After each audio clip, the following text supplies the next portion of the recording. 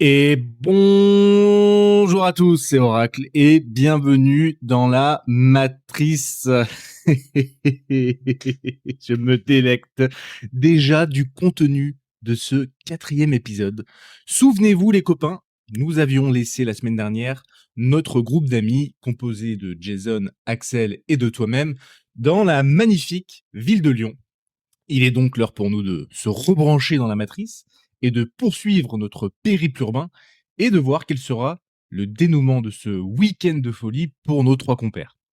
La Matrice est un podcast proposé par Oracle, votre narrateur, qui suit la vie de personnages fictifs sous le spectre de grands thèmes de société, dans un ton qui se veut humoristique, satirique, ironique, véronique, gélatrique, et ponctué d'énormément de mauvaise foi, parce que c'est ça qui fait qu'on se fend la gueule et que ça nous trouve le cul bien comme il faut.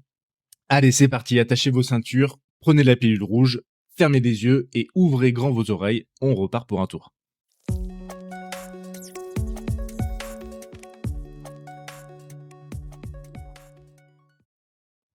Nous sommes début juin 2026, à l'heure où ces paroles empreintes de sagesse sont prononcées, mais nous allons emprunter notre machine à voyager dans le temps pour retourner en 2040 dans la capitale des Gaules, Lyon, afin de reprendre le cours de la soirée. Nous avions laissé nos 3 nigauds au Brotteaux, où ils s'étonnaient de la transformation du quartier. Les Brotteaux, à part les pizzerias, les brasseries et les boîtes pour renois chauds de la bite comme le Barrio, c'était pas ce qu'on pouvait appeler un fief de la vie nocturne. Oui, il y avait un peu de ça aussi, autrefois, avec, l'apéro club et le boudoir, mais c'était rien comparé à d'autres grandes villes européennes ou Paname.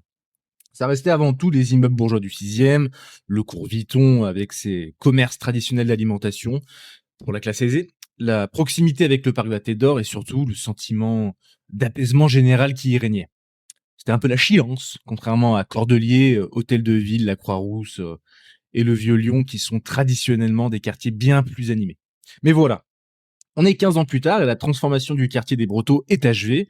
Le tramway circule désormais tout le long du boulevard Jules Favre et va même tout le long du parc jusqu'à la Cité internationale. C'est devenu un épicentre de la nightlife, et ce pour tout âge, puisqu'il y a pêle-mêle des bars pour très jeunes adultes et des boîtes à cul. Jason, Axel et toi, vous êtes d'ailleurs arrêtés pour vous rafraîchir avant d'aller au restaurant de viande. Vous vous êtes arrêté dans un premier bar sans trop faire attention. T'es parti pisser un bol et t'as vu des trous dans les murs des chiottes. À tout moment, tu te demandes s'il n'y a pas une énorme tube pleine de veines turgescentes qui va pas sortir de là, de faire des petits va-et-vient de haut en bas pour te dire d'approcher là.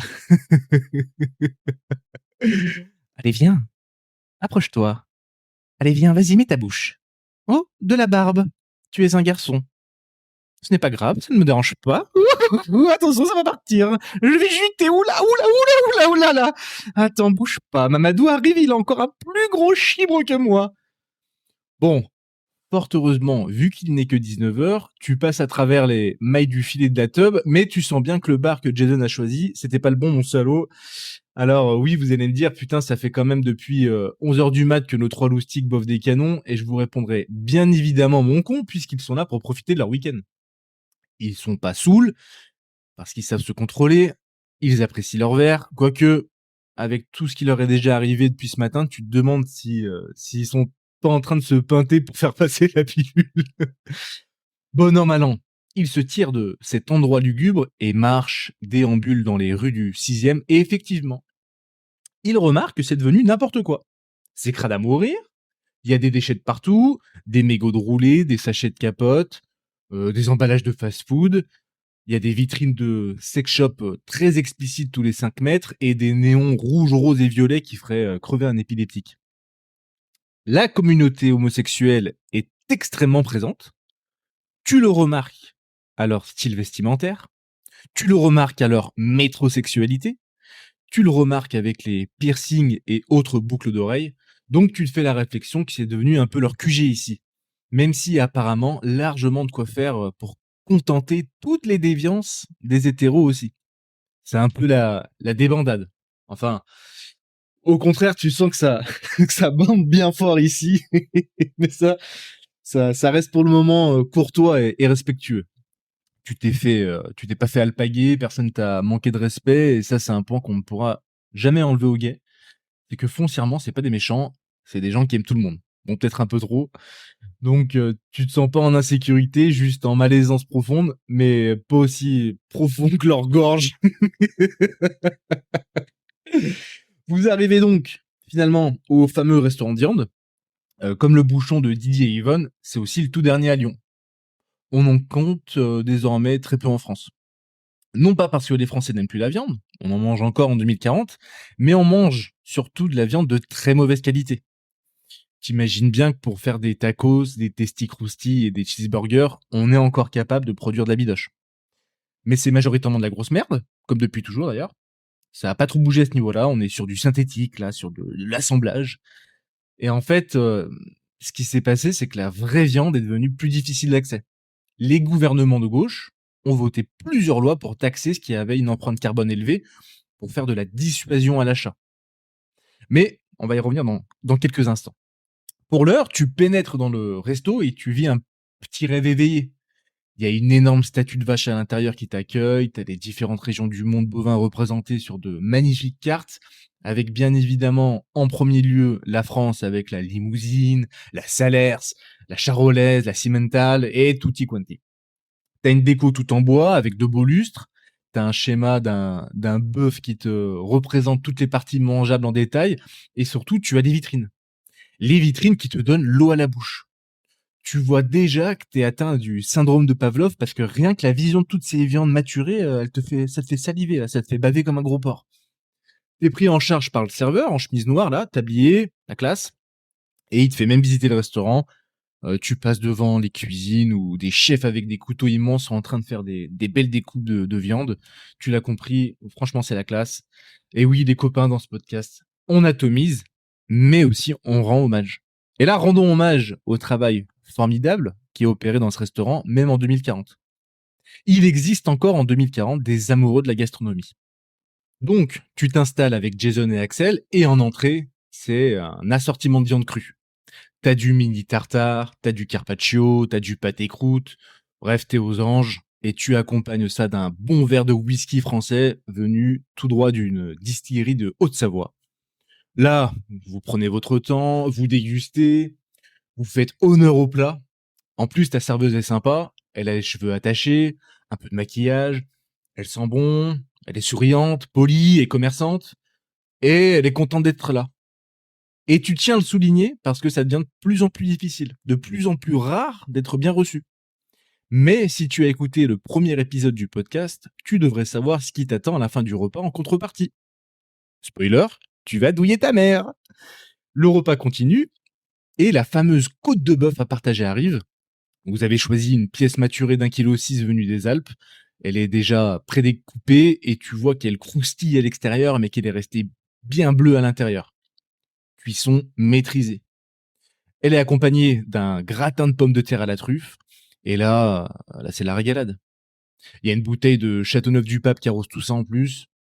T'es en train de fermer les yeux et de déguster cette merveille quand il y a une meuf avec un accordéon qui arrive et qui se met à chanter Padam, Padam, Padam d'Edith Piaf. Tout le restaurant se met à fredonner en même temps. C'est la folie, t'as les frissons. C'est ça la France, putain, ça existe encore. Un moment de partage avec des gens civilisés. Oui, parce que dans le restaurant, il y a personne sur son téléphone ou en train de hurler.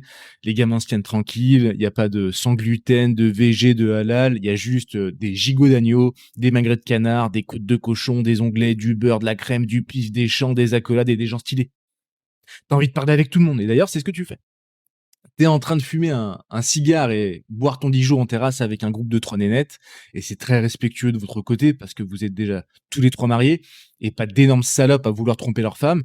Et elles aussi, tu vois qu'elles sont entre copines pour kiffer et qu'elles sont pas là pour se faire tringler par le premier venu. Elles sont aussi âgées que toi, mères de famille, et tu le sens sûrement un peu plus raciste que toi et tes potes. Elles t'ont lâché un on vient ici comme ça on se fait pas emmerder par les arriérés du centre-ville. Allez, hop, 2-0. C'est vous les racistes. Oui, si vous avez pensé que j'allais dire un certain mot, c'est que votre cerveau a associé l'emmerdement avec ce mot. Vous l'avez fait automatiquement. Donc c'est que vous êtes un facho. Bravo à vous. C'est vrai. Padam, padam, padam. Vous payez la note en grand seigneur et AVC instantané. Vous êtes monté à 500 € pour 3. Et là, même si tu t'en sors pas trop mal dans ta vie, t'as quand même l'impression qu'on a râpé ton cul à la mandoline et qu'on y a foutu du tabasco dessus, là. Putain, c'est quoi ce bordel? C'est trop cher, c'est l'enfer. Et oui, la bidoche et le bon pinard, c'est tellement taxé maintenant que c'est devenu un luxe. Il y a des gastros et des restaurants de viande maintenant, ça boxe dans la même catégorie en 2040. Mais au moins, c'est des commerçants. Ils ont bien vu que vous avez été bon joueur, donc ils vous offrent la chartreuse. Ça, on va pas se mentir, ça te met bien. Tu ressors donc rejoindre Axel et Jason avec tes 3 verres qui sont toujours à discuter avec les 3 filles. Elles vous proposent de les rejoindre dans un club pas très loin d'ici, histoire de poursuivre la soirée en tout bien tout honneur. Elles expliquent que c'est un endroit super cool qui s'appelle Le Gourou. Elles connaissent tous les barmen et le propriétaire de l'établissement. Ils font de super cocktails, on est bien reçus. Il n'y a pas de musique de merde là, à base de rap autotuné, d'IA ou de reggaeton. Les gens qui fréquentent l'établissement sont accueillants et elles n'ont jamais vu aucune embrouille ni bagarre, de quelque nature que ce soit. Ça vous paraît alléchant comme c'est du programme, donc vous acceptez avec plaisir l'invitation, juste le temps de finir vos Dijon et vos gros barreaux de chaise. Les filles vous font un petit clin d'œil, un petit sourire en coin et s'en vont donc, le bruit de leurs talons s'éloignant déjà quand Jason a un petit vent de panique. Putain les mecs, comment on va rentrer? On est 3 pélos. T'es con vieux, on a 40 piges, on est en costard et t'as une montre à 3000 balles au poignet. Ah ouais, pas con. J'ai plus les codes, bordel. Mais attends, ils laissent rentrer que des noirs et des arabes maintenant, là. Les blancs, ils foutent trop le bordel apparemment. Putain, ça craint. Et les filles, on va rentrer comment? Vous inquiétez pas, vous avez aucun souci à vous faire. À toutes. Bon, c'est bizarre, mais peut-être qu'effectivement, vos problèmes d'étudiants sont bien loin derrière vous. Avant, c'était un peu la galère pour rentrer en boîte et même en pub un peu dansant. Mais bon, ça a bien dû changer maintenant. T'es plus vieux, t'as de la beubare, et surtout t'es bien mieux sapé. Si ça se voit que t'as un peu de fric, que t'as pas une balafre sur la tronche et un tatouage de larmes sous l'œil, a priori, tu devrais rentrer facile. Les videurs sont pas cons, c'est les mecs qui payent les tournées qui font vivre les bars. Donc quand tu vois 3 types bien habillés, propres sur eux-mêmes, tu les laisses rentrer. Ça, c'est la raison que tu t'invoques. Tu es en train de t'auto-convaincre de tout ça, donc c'est avec une grande confiance que tu arrives devant le gourou. La devanture, c'est juste une porte, toute noire. Il n'y a pas d'enseigne, juste une plaque dorée. Il n'y a rien qui t'indique que c'est une boîte. Devant toi, il y a une dizaine de mecs et une seule nana qui attendent leur tour. Mais vu que t'es un peu rond et que tu racontes des conneries à tes potes, tu fais pas trop attention. T'as juste vu qu'il y avait beaucoup de mecs et tu les vois tous rentrer, donc tu te dis, tranquille, apparemment, c'est pas un problème si vous êtes que des couilles. T'arrives devant le videur, et là, grosse surprise, non, tu te fais pas refoule. Au contraire, il vous souhaite la bienvenue. Il est super hospitalier. C'est limite s'il commence pas à vous lécher le cul pour rentrer. Il vous demande ce qui vous amène là, tu leur expliques que c'est une soirée entre potes et que vous venez juste de rencontrer 3 nanas qui vous ont demandé de les rejoindre. Même qu'il y en a une en robe verte. Ta gueule, Jason, putain, t'es bourré, tu vas nous griller. Le videur, c'est un queubla, assez vieux. On dirait plus un commerçant qu'un videur, en fait. Il est très souriant. Un peu trop, même. Allez-y, messieurs, passez une excellente soirée. Tu rentres dans la boîte, vous déposez vos sacs au vestiaire et t'entends déjà le boum-boum qui vient des portes battantes. Ça t'excite un peu, on va pas se le cacher. Ça fait plaisir d'être là. T'es avec tes bros, vous allez boire un canon, finir un peu peinté, et vous marrez un bon coup. Et là, quand tu pousses les 2 battants, tu pénètres dans une salle immense et tu comprends tout de suite ton erreur. Tu te diriges immédiatement vers le bar qui t'offre une vue sur toute la salle inférieure et là tu captes. Tu captes tout. Avant même que t'aies pu ouvrir la bouche, le barman t'alpague. Oh, regardez-moi ces belles bêtes que voilà. Oh là là, mais qu'est-ce que vous êtes beau garçon. Ça fait beaucoup de bien à mes yeux. Bien habillé en plus, c'est de plus en plus rare désormais, même chez les PD. Oui, lui, il a le droit de dire PD parce que c'en est un, comme les blacks aux US qui peuvent dire nigger mais pas les autres. Alors, qu'est-ce qu'on boit les filles? Tata, tout ce qu'il vous faut. Un petit cocktail? On fait des Eagle Spritz du feu de Dieu. Ou un petit mojito, si vous préférez. On a aussi du champagne, blanc de blanc, rosé, demi-sec ou bien à sec. Moi, je l'aime comme ça. Euh, ouais, du champagne, c'est bien ça. Oh, magnifique! Qu'est-ce qu'on fait aujourd'hui? Vos beaux petits culs? Dom Pérignon, Cristal Roderer, Moët Chandon, j'ai tout ce qu'il vous faut. Oh tiens Morico, t'es là, viens m'embrasser. Oh non, ma tarte au concombre, j'ai oublié de la sortir du four. Eh oui, le petit loup, on fait aussi à manger ici. On adore les concombres, ça hydrate et ça dilate.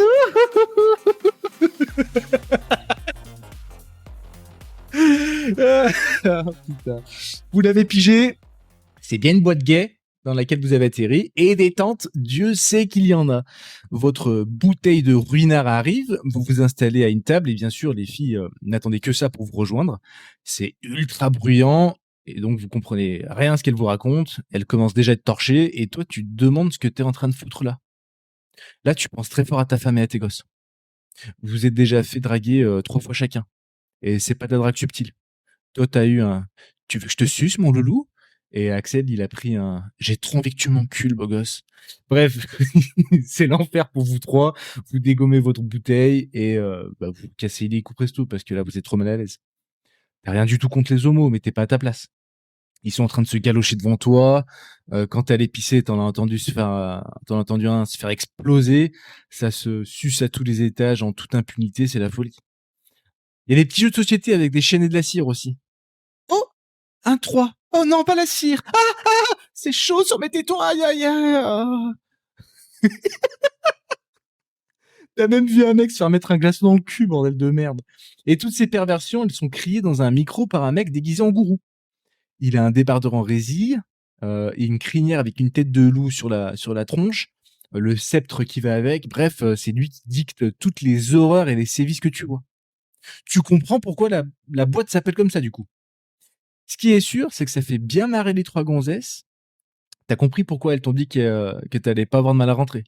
Elles t'ont pris pour un pigeon.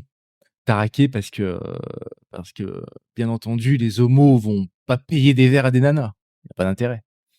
Tu quittes donc cette, antre qui sent la transpi, l'aftershave, le trou de balle et le poppers pour retrouver un peu de fraîcheur. Il est 00:30, c'est pas encore trop tard. En fait, ce qui se passe, c'est que Axel est rentré dans le point de non-retour. Il a un taux d'alcoolémie qui fait qu'il a plus du tout envie de dormir. De toute façon, il le sait, il va faire des cauchemars avec tout ce qu'il a vu aujourd'hui, donc il est il est bien décidé à satelliser le crâne pour, tomber comme une masse à l'hôtel. Vous pouvez pas en rester là, de toute manière. Vous allez pas rester sur une défaite. Allez, on prend un Uber comme des faibles. Karim, tu nous ramènes, sur les quais du Rhône. Merci. Voilà tes 5 étoiles parce que t'as pas mis du Gims. Apparemment, il y a des péniches sur les quais. Des péniches boîtes, je veux dire, hein. Il y en a encore plus qu'avant. Donc doit bien avoir un truc décent, bordel. T'arrives donc sur les quais, t'es vers le manège de la Guillotière, tu descends près du fleuve et là t'es assailli par une odeur de shit hardcore. T'es à l'air libre, mais ça sent la beuh, un truc de fou. Il y a un nuage de fumée. C'est pas le brouillard nocturne, non, non, non, c'est vraiment l'effluve des ouinges qui tournent encore plus vite que le manège. Et en fait, tu comprends tout de suite. T'as plein de gens dans l'herbe en train de se droguer à l'air libre et de boire des flashs. Il y a des petites embrouilles aussi par-ci par-là. T'as une gaucho qui hurle sur un groupe d'arabes. Tiens, bizarre. Ouais, j'ai bien dit une gaucho. Normalement, ils devraient être potes. Ça a toujours été la stratégie de la gauche d'avoir la population arabo-musulmane de son côté, donc c'est quand même étrange. Tu vois ça plusieurs fois même, à plusieurs endroits. Il y a plein de rebeux et de gauchos, mais ils se prennent la tête. Ils crient. Ou ils rient, tu sais pas trop, c'est chelou. Donc attends, on récapitule. On est sur les quais. Il est 1h du mat. Il y a des blancs qui se droguent et s'alcoolisent dans l'herbe en écoutant du Bob Marley. Aucune force de l'ordre pour les punir de leur impunité. De toute façon, elle servira à rien. Elles ont été désarmées par la mairie. Et ces gens donc s'embrouillent avec ce qui s'apparente à des groupes d'individus venus en scooter, en survêt et en ombre. C'est étrange. Peut-être que les blancs ont tenté de voler les 2 roues. Peut-être que les jeunes maghrébins étaient tranquillement venus se détendre sur les quais et qu'on a essayé de chaparder le contenu dans leur sacoche en cuir Lacoste. Peut-être même qu'on tente de les agresser. Et oui, tu vois même des filles courir après des rebeux. Franchement, tu les plains, ces pauvres garçons. Reviens, reviens! Mais reviens, je pensais qu'on était copains! Et elle rigole comme une barge. Le mec qui est en train de courser, lui aussi, il se bidonne. On dirait vraiment des tarés. Mais en fait, il y a tout le monde qui est explosé de rire sur les quais. Tu regardes un peu plus en détail les groupes. Bon, ça boit, mais pas tant que ça, des bières vite fait, des petites teilles, ça fume des bédos, ça tu l'as bien senti. Mais pourquoi ils se marrent tous là? Ah oui! Les puffs au protoxyde d'azote, c'est ça! Oui, c'est fini les cartouches et les bonbonnes. On est en 2040. On arrive à faire un peu plus classe, un peu plus discret. Maintenant, on se gaze le crâne à coups de puff. Et putain, ça y va. Vas-y que ça tire des grandes bouffées. T'as l'impression que t'es au milieu d'un troupeau d'hyènes. Ça fait que de ricaner. T'es finalement devant la première péniche que t'as trouvée et le videur, un grand arabe testo et à la barbe taillée de près, voit cette scène en même temps que toi.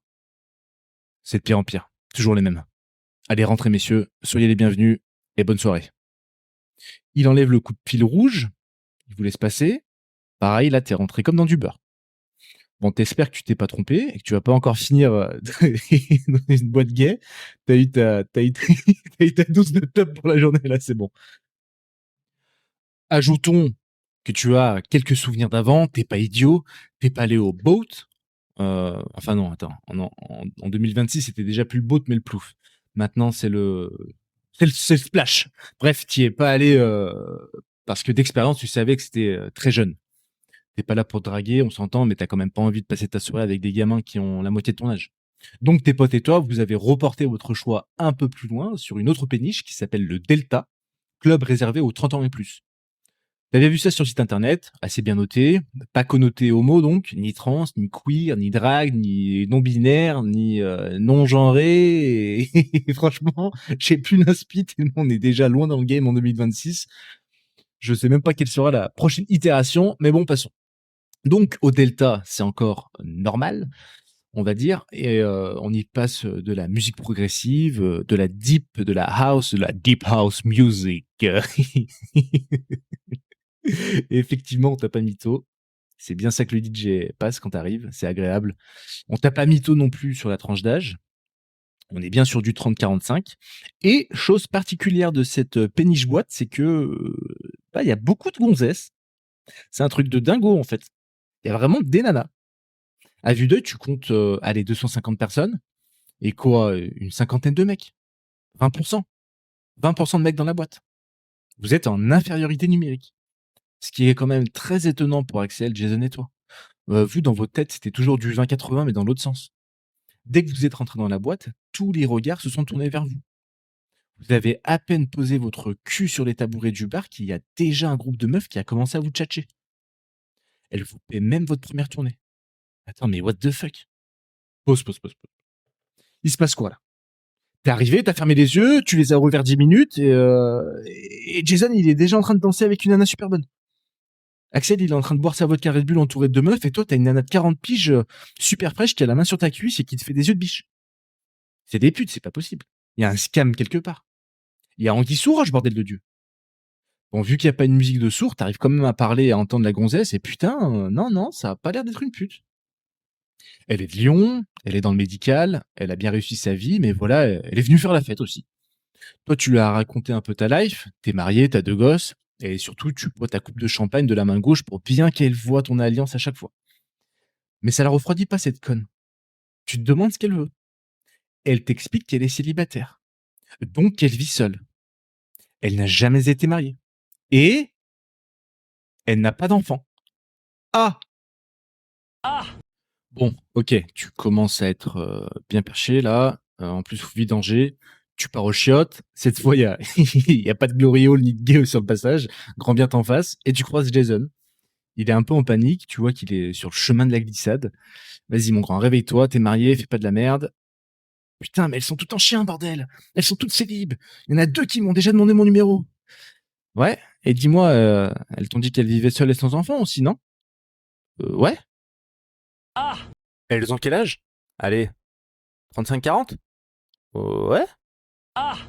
Bon, t'as compris ce qu'elle cherchait, les gonzesses, là. Ça ferait un super épisode, ça. Allez, je vais pas spoiler, j'ai déjà des idées terribles qui me viennent en tête. En tout cas, Jason et toi, vous sortez des urinoirs, et alors que vous êtes dans les chiottes des mecs, il y a des nanas devant les éviers. Bah oui, il y a trop de monde côté filles, elles sont 200 pour 2 trônes, les connes. Du coup, il y a pas le temps, là, on se la met chez les mecs. Allez, vas-y, que je me mette un petit rail. Non, ah, voilà, putain.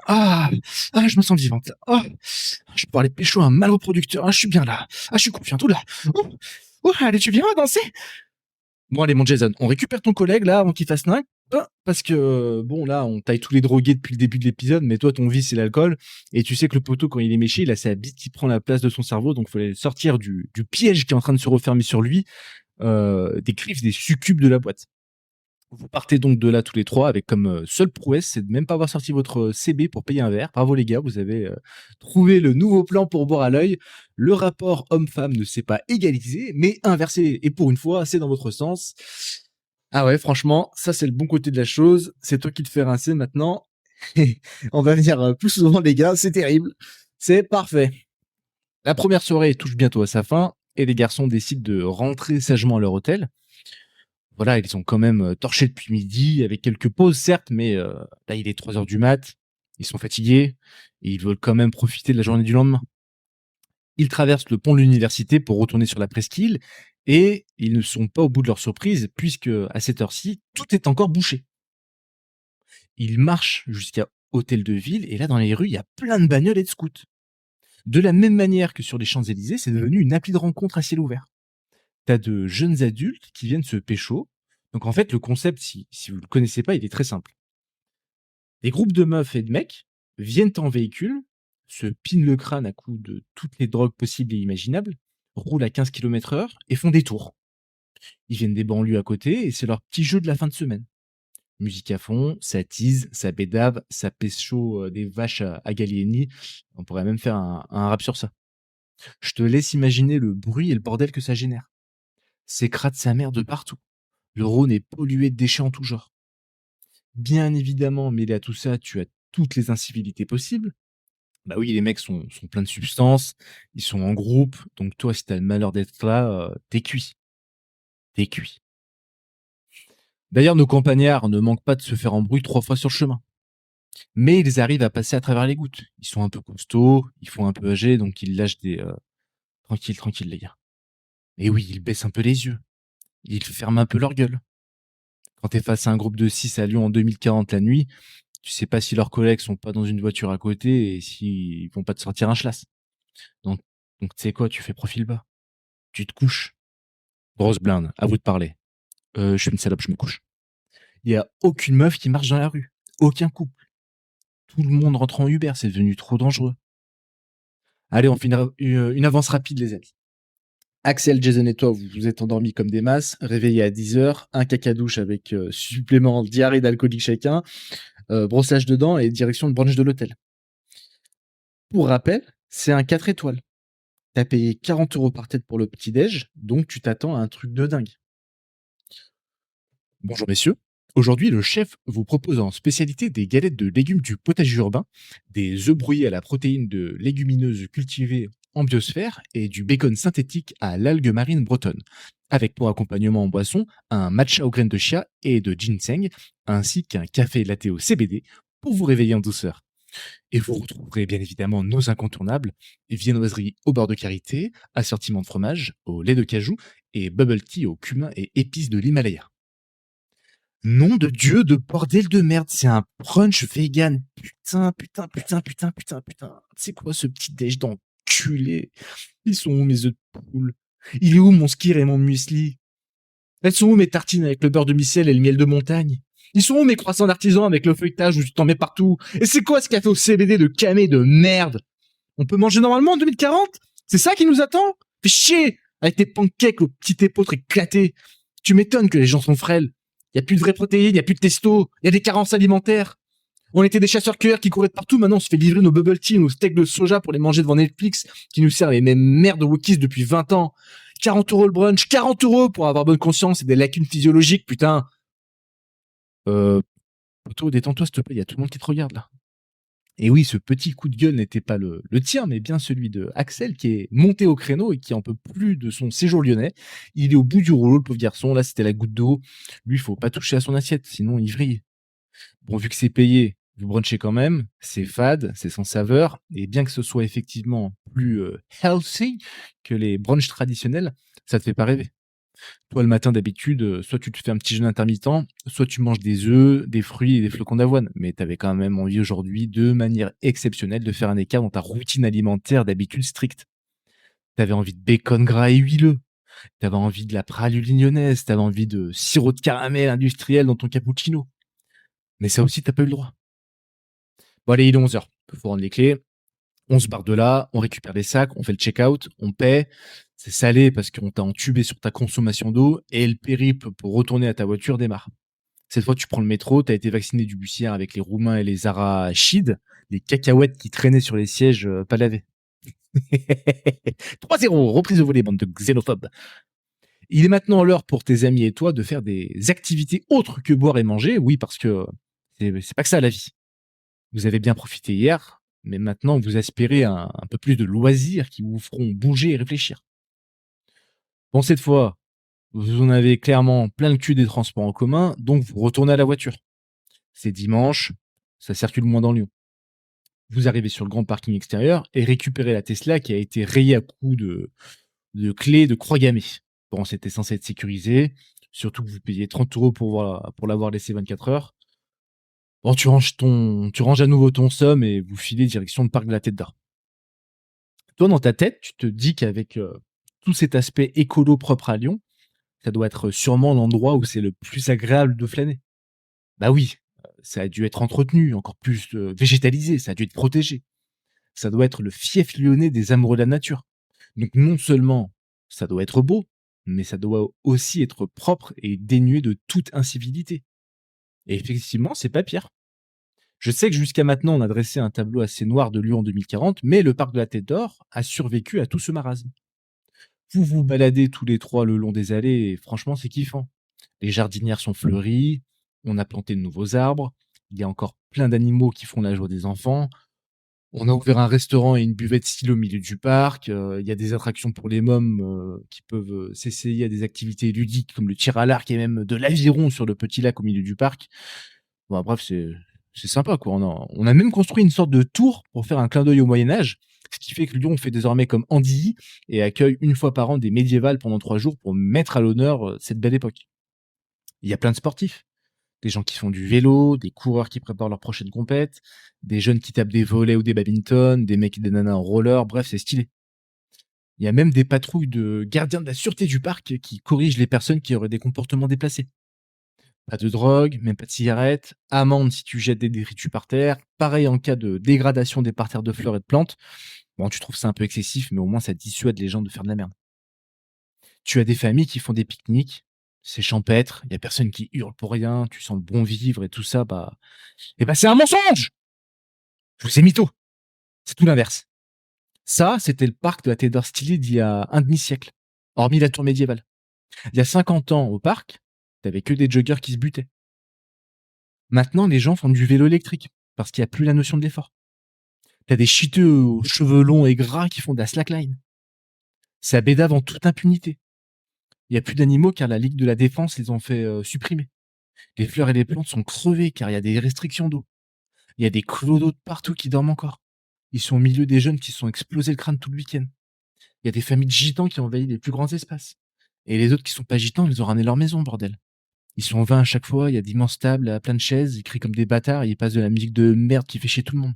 Ils mangent comme des porcs et ils nettoient pas derrière eux. Il y a plus aucun commerce à part des vendeurs de malbouffe à 12 € le hot dog végétal et halal. Le manège s'est fait saccager, il n'existe plus. C'est crade, c'est pas arrosé, tout a jauni, ça pue la pisse dans tous les coins. Et on a laissé faire. On a laissé faire parce que c'était ça la liberté. On est libre! Pas de chaîne, on est libre! C'est devenu de la merde. T'as le seum. Même ça a été détruit. Même ça, les écolos et les gauchistes, ils en sont mal occupés, là, du parc de la Tête d'Or. Et c'est pareil pour Confluence. Vous êtes partis au musée, mais c'était le même délire. T'as payé 35 € pour une exposition de merde sur le multiculturalisme moderne. L'histoire a été réécrite et tu vois des enfants tout gobés devant leurs parents qui hochent la tête comme des moutons. T'es dégoûté, bordel. Tu regardes le calendrier des prochains événements, il y a rien sur l'histoire de France ou même de Lyon. Non, c'est que des trucs qui font la promotion de la mixité sociale, le remplacement culturel, alors que la ville est en train de crever. Vous en aviez donc ras le cul, donc vous êtes barrés, tes potes et toi, vous êtes allés au Parc des Lumières, enfin plutôt le Testicrusti Stadium, oui parce que c'est son nouveau nom maintenant. C'est le nouveau naming. L'OL est encore quatrième du championnat à une journée de la fin comme chaque année. Ils ont un match à gagner pour être en Champions League. Il est 15 heures, mais les mecs qui jouent, ils sont fatigués. Ils sont nuls à chier. Ils courent pas. T'as payé les places 70 euros, mais ils s'en battent les couilles. Ils prennent 1 million d'euros par mois chacun. C'est une purge. La bière est sans alcool. Par contre, tu peux prendre un testicrusticio, il est vendu 20 balles. Regarde. Hop. Tu peux le commander sur l'appli en ligne et on va même le ramener à ton siège. Hop, tenez. Voilà, monsieur. Merci, monsieur. Bon appétit. Il y a que les supporters qui te font encore rêver. Eux, ils mettent de l'ambiance. Enfin, ils essayent parce que maintenant, dès que tu dis enculé, tu prends un bannissement à vie. Qui ne saute pas n'est pas... Ta gueule, tu peux pas dire ça. Oui, c'est de la xénophobie urbaine. Tu n'as pas le droit de discriminer les autres, tu pourrais porter atteinte à leur conception du partage du territoire. Aux armes! Nous sommes les... Ta gueule, ta gueule, ta gueule. Là, tu encourages la guerre et le conflit. On est pacifique ici. On ne voudrait pas heurter la sensibilité de l'équipe adverse. Allez, on encourage les joueurs. Attends, comment ça, ils s'en battent les couilles? Ah oui, c'est vrai. Avant, ils disaient qu'ils adoraient la ville et qu'ils voulaient rester jouer pour Lyon. Mais même maintenant, ils ont arrêté de faire les hypocrites. Ils sont là que pour la thune. Ils voient bien que c'est un shit hole, Lyon. C'est limite s'ils te font pas un doigt en souriant quand ils marquent un but, ces bâtards. Bravo champion! Ouais, tiens, nique ta mère. Achète ton maillot, ça te pue. Bon, au moins, tu te consoles avec le meilleur spectacle du match qui est dans les tribunes. T'as toujours deux couillons, là. C'est toujours des gros avec des lunettes et plein de binous. Bon, là, c'est sans alcool, donc ils sont peintés avant. Et ils lâchent punchline sur punchline. Eh, le 12! Rentre chez ta mère, t'as à chier! 60 euros pour voir des mecs pareils! J'aurais mieux fait de me payer une pute! Eh, le stadier, t'as un gilet jaune? Les mecs, c'est des génies, je te jure. Allez, on n'attend pas de la fin du match. De toute façon, il y a déjà 2-0 pour le Red Star. Merci, ciao, on se casse. On rentre dans notre campagne, loin de tout ça. Fin du week-end pour nos trois amis. Quatrième prophétie de l'oracle, même si vous l'aviez deviné depuis le début, Lyon va devenir un shithole encore plus qu'elle ne l'est déjà. Tout ce que je viens de vous raconter de manière fictive dans ces deux épisodes, les Lyonnais et même je pense ceux qui habitent ailleurs l'auront compris, hormis tout ce qui est technologique et l'évolution des quartiers, c'est déjà tout ce qui est en train de se passer à Lyon. Si vous êtes retourné là-bas récemment, vous l'avez déjà remarqué. Ça a changé et vraiment pas en bien. En fait, pour la plupart de ce que je viens de vous dire, je m'en suis inspiré de ce que moi-même j'ai vécu ou de ce que des potes ont vécu ou de la famille. Je pourrais faire un podcast de 4 heures à vous raconter toutes les dingueries qui nous sont arrivées. Quand je dois retourner à Lyon, j'ai le seum. Je fais très attention où je mets les pieds et surtout avec qui et quand. Parce que là, on a bien rigolé les copains, mais 2040, c'est déjà là. La voiture est déjà bannie, c'est une merde pour se garer, les commerces ferment à tour de rôle, il y a de la malbouffe de partout, ça pullule d'épiceries véganes, bio, éco-responsables, la drogue tourne sans aucune pudeur, il y a des manifs d'enculés, il y a de la délinquance tous les soirs et même en journée. J'ai même pas parlé des agressions, sexuelles ou non d'ailleurs, des vols à l'arraché et autres. La question, en fait, elle est ultra simple. Est-ce que ta meuf ou ta fille, si t'es un daron, peut rentrer seule chez elle le soir en toute sérénité? Oui, j'imagine bien qu'une nana peut rentrer chez elle toute seule, mais est-ce qu'elle est sereine? La réponse est non. Demande à n'importe quelle lyonnaise, de tout âge. Elles se chient dessus. Elles entendent des pas derrière elles, elles accélèrent. Elles sont parano. Elles ont la main dans le sac sur le taser ou la bombe lacrymo. C'est une vie, ça? C'est une vie à offrir une gonzesse qui vient de sortir du resto anniversaire à 23h30? D'avoir la boule au ventre en permanence? De savoir si elle va pas se faire agresser par un mec, si elle va pas se faire suivre par un taré? C'est pas une vie, ça. Lyon est devenu un shithole. Alors, il y a quelques quartiers qui résistent. C'est pas la guérilla urbaine non plus. Il y a encore des endroits où il fait bon vivre, où tu peux te promener, boire un verre tranquille en terrasse, te faire un bon resto et te balader avec ta gamine. Faut pas abuser non plus. Mais petit à petit, ça part en vrille. C'est une ville en déperdition. Et c'est pas la faute des Arabes, bande de trous de balles. La plupart sont fanés aussi de tout ça. Il y a toujours eu des Arabes à Lyon, et ça se passait très bien avant. Alors oui, j'enlève les banlieusards qui faisaient déjà tourner de la drogue au Mas du Taureau, mais il y a 30 ans, on vivait encore bien ensemble. Algériens, Égyptiens, Marocains, Sénégalais, Français, Vietnamiens, Portos, on était tous potes. On jouait au foot ensemble, on allait au bahut ensemble, on passait nos mercredis, nos week-ends ensemble. Personne qui cassait les couilles avec sa religion. Elle restait chez chacun. On s'invitait tous chez nous. Il y avait une vie de quartier. Bien sûr qu'il y avait déjà des enculés qui foutaient la merde, mais c'était une infime proportion comparée à maintenant. Bien sûr qu'on se taillait nos mères et nos origines, mais il y avait de la tolérance. Je les ai vus grandir, ces gens-là. Ils ont tous cherché à se sortir et la plupart, ils ont trouvé du taf. Ils ont une situation maintenant. Tu vois les Maghrébins occidentalisés dont on parle aujourd'hui? Bah, c'est eux. C'est eux qui aiment et respectent la France. Pas autant que toi, mais ils ont essayé. Parce qu'ils savent très bien ce que la France a donné à leur famille et où ils en sont aujourd'hui. À ton avis, pourquoi ils sont pas retournés dans leur pays d'origine, celui de leurs parents? Parce qu'ils sont bien là. C'est bien mieux qu'au bled. Ils le savent très bien. Ceux qui foutent la merde, c'est pas les 35-40 ans. Les femmes et les hommes de cette génération, si tu prends du recul, ils sont intégrés à la société. Pas au point de manger du saucisson, de s'intéresser à l'histoire de France, faut pas déconner. Mais ils ont pris les codes. Il y en a qui ont fait des études, qui ont des postes maintenant. Ceux qui ont moins réussi sont dans le BTP et ils se saignent. Donc ces gens-là, ils ont construit quelque chose. Et si tu le remarques bien, ils ont fui les quartiers où ils ont grandi. Ils sont moins dans la religion que leurs parents, ou en tout cas elles restent discrètes. Et je te dirais même qu'ils sont devenus un peu racistes aussi. Va parler à des mecs comme ça, tu vas voir ce qu'ils vont te raconter sur leurs semblables qui ont moins de réflexion qu'eux ou qui sont chiés dessus, qui ont pas réussi à construire un avenir. Les plus racistes, c'est les agents de sécu. Il y en a même qui sont mis avec des Français ou des Françaises. Mais c'est eux aussi les fautifs de la situation qui va arriver parce qu'ils ont voté Mélenchon toute leur vie pour pas se taper la honte auprès de leurs vieilles connaissances du quartier. Mais ça, c'est pour un autre épisode. L'énorme biais cognitif des arabo-musulmans qui d'ailleurs les conduira à se faire queuquer à leur tour. Parce qu'il y a déjà deux groupes qui sont formés. Ceux qui veulent vivre dans la France et ceux qui veulent la transformer par volonté dogmatique et religieuse. Donc c'est pas les Arabes le problème. Bon, en tout cas, c'est pas tous les Arabes. C'est trop facile de dire ça. Et c'est là où le podcast prend tout son sens, puisque la plupart des gens sont dans une matrice où c'est vachement plus facile de crier les Arabes que de chercher le vrai fond du problème et surtout des solutions. Parce que tout ce qu'on a dépeint comme situation dans les deux épisodes vient davantage de décisions politiques et gouvernementales qu'autre chose. L'abandon progressif des traditions chrétiennes, l'ouverture trop brutale et non contrôlée de l'immigration, la poussée des idées wokistes et écologistes, et tout le soutien que la France a donné à des régimes étrangers qui vont contre l'intérêt des musulmans. C'est plutôt ça qui fait qu'on en est là aujourd'hui. Alors oui, bien évidemment, il y a une partie qui fout la merde, qui vole, qui viole, qui cambriole, qui détruit tout, qui saccage, qui respecte rien. Faudrait être aveugle pour pas le voir, mais ils prennent plus de place que la majorité qui essaie de se faire discrète et d'évoluer dans la société française. D'ailleurs, quand tu regardes les vidéos qui ont suivi le match du PSG où ça a tout niqué à Paris, il n'y avait pas que des Arabes. Il y avait aussi beaucoup de Blancs. Des teubés, des anarchistes, des antifas, comme tu veux. Mais tout ça, on y reviendra dans un autre épisode dédié. On y suivra Kamel, tiens. On l'appellera l'arabe du futur qui vote Zemmour. Allez, conclusion. Ce podcast n'est pas un podcast raciste. Ce n'est pas un podcast d'extrême droite. Si vous cherchiez à ce que l'on bâche bêtement les Arabes, vous êtes au bon endroit puisqu'il va falloir que vous vous débranchiez un peu et que vous arrêtiez d'écouter toutes les conneries qu'on vous raconte. C'est la description du podcast d'ailleurs. La réalité est plus complexe.